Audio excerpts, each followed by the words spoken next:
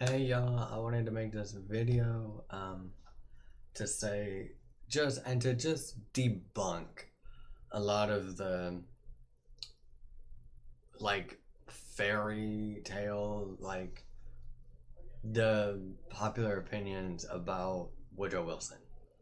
Because if I asked a random person on the street, or even if I asked you, the viewers, well, if you're watching this video, you probably know about care about history at least some, and like have done a little bit of research. But if I asked a random person on the street, first off, a lot of them probably at this point in time in the present in 2021, I imagine a lot of them wouldn't even know who he was, and those who do, and a lot of those who do would probably just know of him as like when they were in like social studies class in middle school, when they heard about the 14 points and his women's suffrage. But other than that, nobody really knows about him. And then some left wing historians, to be honest, it's left wing historians who say, and now right wing historians probably definitely, overinflate some of his supposed sayings, some of his actions or supposed actions. But the left wing historian usually characterizes him as something he just wasn't and glorifies his presidency and downplaying everything else. So, Woodrow Wilson, let's get right off the bat, he was a Southern Democrat. He was from Virginia. And I don't know if he lived in Virginia his whole life, but what I do know is that his dad, and he was born in 1856, either 1856 or 1858. He was born in the late 1850s. I know that in Virginia, to his dad, who later on fought on the Confederate side in the Civil War, and his mom, who I don't know who she was. I'd have to look that up. But what I do know is that his dad fought in the Civil War, and he grew up being taught the Southern sympathizing narrative. He truly believed in the Southern cause and all of that, and which, as y'all know, that was wrapped up in racism and white supremacy, and it's just not good. It's just not good, and that's a fact.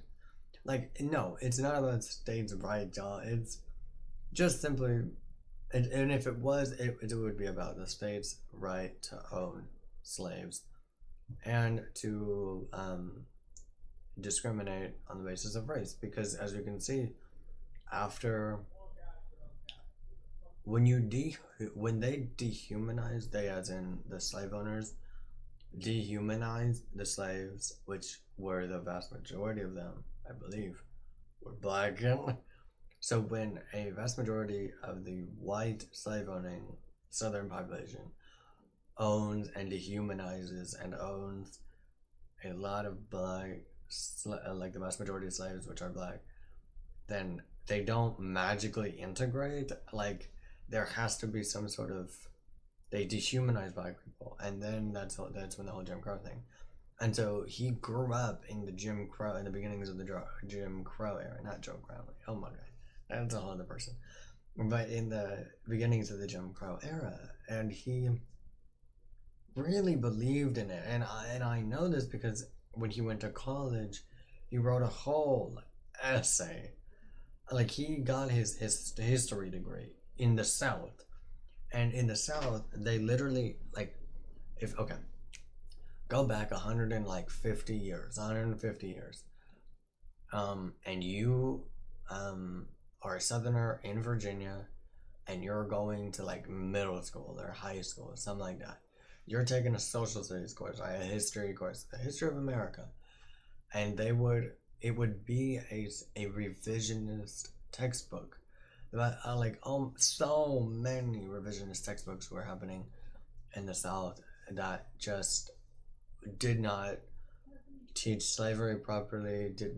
It gave its Southern sympathizers a Southern cause type narrative. It was just bad. It was so bad. And then So he grew up then, and he wrote an entire essay on, you know, the Southern cause and how the South's gonna rise again and all that.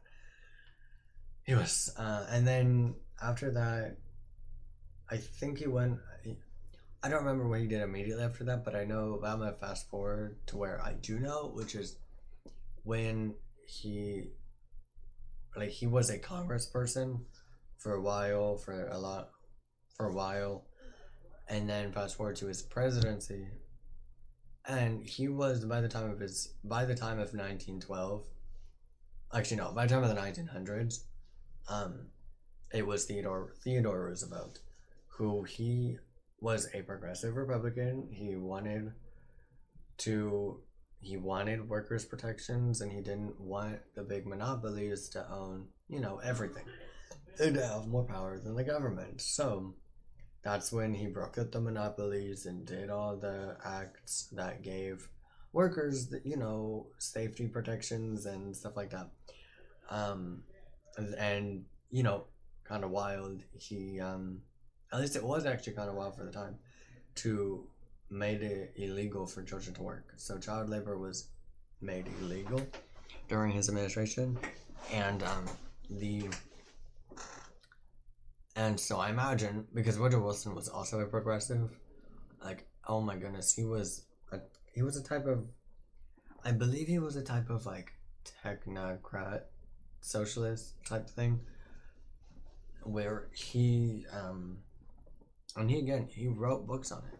Like, he was an author, and yeah, he really believed in, kind of, I believe he believed in, obviously he believed in the government, and government authority and government power, and increasing it, because while his administration he did that, but we'll get to that later. In 1908, after not Woodrow, Teddy Roosevelt, he had served his 2 terms, and he not 2 full terms obviously, but he served his 2 terms, and he gave the mantle to William Howard Taft, which I think was his vice president or someone in his cabinet, but it was someone important in government. And he gave that job, and he gave that guy, like, he passed the mantle of progressive republicanism to William Howard Taft. Okay, 1908 comes. He wipes out his opponent, I believe, and because the Democrats also, from 1861 to 1913, they only had one president that was a Democrat, like, they're like literally, and between 1861 and 1933, there was only 2 Democrat presidents. So for a good 50 years after the Civil War, the United States really seems like didn't trust Democrats on the presidential level. But maybe that was just because of the North, like, the industrial belt was in the North, and the North is already Republican because of the industry and all that. And so, because it literally, so I know, okay, side tangent.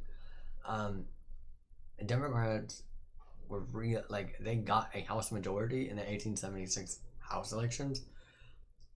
I don't know if they did in the Senate, but I know that they did in the House. And so it only took a decade after the Civil War before the Democrats got back in the majority in government and had power. Anyways, so okay, 1908 comes around. William Howard Taft wins a lot, I believe, from his opponent, and then he just is a failure to the progressive Republicans and to Teddy Roosevelt, because Teddy Roosevelt really pushed, I believe he really pushed William Howard Taft as this, and campaigned as this, he is my successor, he is going to continue on with the progressive cause, and he just didn't, and William Howard Taft just didn't. And so then 1912 comes, and the Republican Party breaks, it splits, and it just because Teddy Roosevelt thought that he would run because he needs to rejuvenate. I imagine he felt like he needs to rejuvenate the progressive cause again in America, like the Republican progressive cause in America, but also just progressives in America in general. And so he ran in 1912, got like 22 per. I think he got like 22% of the vote, and then Taft got like 25% of the vote, and then Woodrow Wilson got like 41 or 40. No, I think it was like 43% of the vote, which means nobody got an outright majority of the vote in 1912. And Woodrow Wilson only got a majority of the vote in the hardcore South. Like, that's it. Like, from Texas to North Carolina, that's where his voter base was, the hard South. And the only reason why he won a state with as low as like 32%. He got less than he got less than a third of the votes in a state, and he still won it. Anyways, that's another thing. But the point is, in 1912, the Republican Party split into the Progressive Republicans and the basically forever Republicans that were like the more, I don't know if you would say conservative, but just the more business Republicans. And then so there's a term called the Bourbon Democrats. You call it the Bourbon Republicans. But anyways, then there's Woodrow Wilson. Okay, he gets inaugurated. He comes in spouting that he's going to be a big, progressive and change America, he is very much like George Bush and Ronald Reagan, where he was like, and I think JFK, when he said, like, we're gonna spread democracy and that's what he believed, is that he wanted America to spread its democracy. He believed in the America, like, is on a hill, basically, like, and not everyone, like, looking up to America. He believed that whole philosophy. So, yeah, he believed in spreading democracy. He believed in unions. He was very big into unions, as we can tell, because during his presidential running, he legalized unions, I believe, or he expanded them, because I don't know if Teddy Roosevelt legalized unions or if it was Woodrow Wilson. If they were already legalized, he expanded them a lot. He obviously did women's suffrage, and when in 1916, when he was running for re-election, it was a thing where both candidates, the Republican and the Democrat, were like Woodrow Wilson and the Republican were both isolationist in the fact that they did not they were not isolationist. They were anti-interventionist. They were not interventionist. And they really just, they said, if you vote for me, our boys will not go and fight in a European war. And again, Woodrow Wilson, just like FDR, then invaded Japan. Well, no. FDR invaded Japan. See, that's English. And Woodrow Wilson declared war on Germany because it was Lusitania. It was singing of the Lusitania and the German letters that were like, hey, we're with Mexico, and Mexico, we're gonna attack America. That's basically what they were. Anyways, but those were basically the better parts of his administration, as in the not bad parts, is that he did the 14 points that didn't go anywhere, the League of Nations he really wanted, women's suffrage, which I think is nice, and I think he even did prohibition. I don't know, but I think he even did prohibition. And if it wasn't him, it was his successor, because then it was, yeah, that's really all I can say that we're good, because in reality, there was a lot of bad, and he really changed America forever. Like, because America before Woodrow Wilson, like Teddy Roosevelt really changed the way. Teddy Roosevelt changed a way, like really moved America into the 20th century, and more towards the modern era of America. Teddy Roosevelt was very big into also that idea of spreading democracy, and I don't believe his predecessors were into that idea very much, as not even close to as much as Teddy Roosevelt. Where Teddy Roosevelt was big into, like, I believe he wanted to colonize like Cuba and the Philippines and just all of it, Latin American countries. Like, he wanted to spread American democracy and spread the American empire. And Woodrow Wilson, I don't believe Woodrow Wilson was as imperialist as Teddy Roosevelt, but he was more, instead of being full out like expanding the American empire, I think he was more of, I want those nations to, like, I want America to go and basically do a regime change war. As I imagine he would have done a regime change war if he could have, in many different nations. But he also joined at the very end of World War One, and then came to the conference just looking so not okay when he came and held up his 14 points to the European leaders, and we're like, y'all, we need to go to the League of Nations, like, and to make this not happen again, and to spread democracy in the world, and this, that, and the other. Yeah, they didn't agree. The Senate and the own U.S. Senate didn't agree, which is fun. Kind of something you need to join, but yeah, the Senate and House, I believe it was the Senate and the House who struck that idea down, or it was just the Senate. But either way, we never joined the League of Nations. The 14 points were never made official, and but those were just like, if I had to tier like the bad parts, those would be like the best of the worst. Like, that would be the highest tier of the, or no, the lowest tier of the bad stuff. Then, like, and some of the worst things that he did was not desegregate. He segregated the federal government again. No, not again, but he segregated the federal government. He screened, like, the first movie to ever be screened in the White House was from the Woodrow Wilson administration, where he screened a Ku Klux Klan a movie that was vehemently racist, obviously. Yeah, so he helped the KKK and the rise of the KKK during his administration.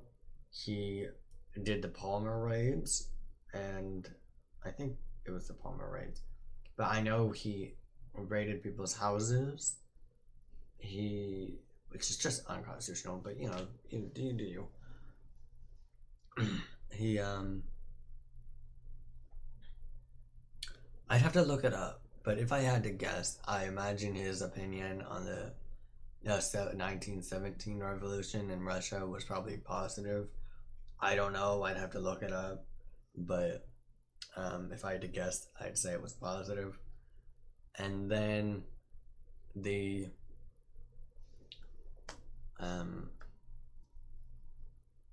that was just some of them. There were many others. Oh, he made America get to the closest that we've ever come to the nationalizing of industries and shutting down freedom of press and freedom of speech. Because again, he was a socialist, partially. He was like a technocratic socialist, so he did not believe in, the freedom of the press, and he didn't believe in the freedom of speech. But yeah, there's so much. There were some good things, like the signing of the suffrage thing, which he probably didn't even support, but he just wanted to go down in history. Also, something that is technically it's a conspiracy theory, but it's just like how would this have happened any other way? You know, where the reason why I have this picture specifically is because he even before he because by the way towards the end of his presidency he would have strokes and he basically became incapacitated, and so his wife, I believe his wife took over for the last like year or two of his presidency, and then um oh what was I gonna say? Oh, but I think but that's why in this photograph he's doing the reading a note and then or a letter, and his wife is there, and I'm like, yeah, his wife when he was president and when he was even when he was like lucid and conscious and not you know having a stroke, he was still didn't like he still relied on his wife's advice a lot of the time. He very much was into his wife's advice. So that's something. And yeah, that was a brief overview of the Woodrow Wilson administration. I just wanted to say that, and just Woodrow Wilson. Even okay, if you're a progressive, you're obviously going to love some of the stuff that he did. For me, I'm not, so I'm just inherently not going to like. I'm not a progressive, so I'm not going to love his administration. But what I will say is that even progressives need to understand that Woodrow Wilson is not just like FDR. They're not these beacons of liberalism and leftism. Like we need to go over what they actually did, and just like with the right needs to understand that Reagan wasn't amazing and he wasn't the best ever. He wasn't. He just wasn't. And so that's why I'm like, the left needs to look at FDR and FDR and Wilson and see that they're not especially FDR, and be like, he's not this beacon of liberalism and just amazing president. And the right needs to look at Reagan and say he's also not the beacon of conservatism and all of that. They both have their faults. But yeah, I will see y'all in the next one. Goodbye.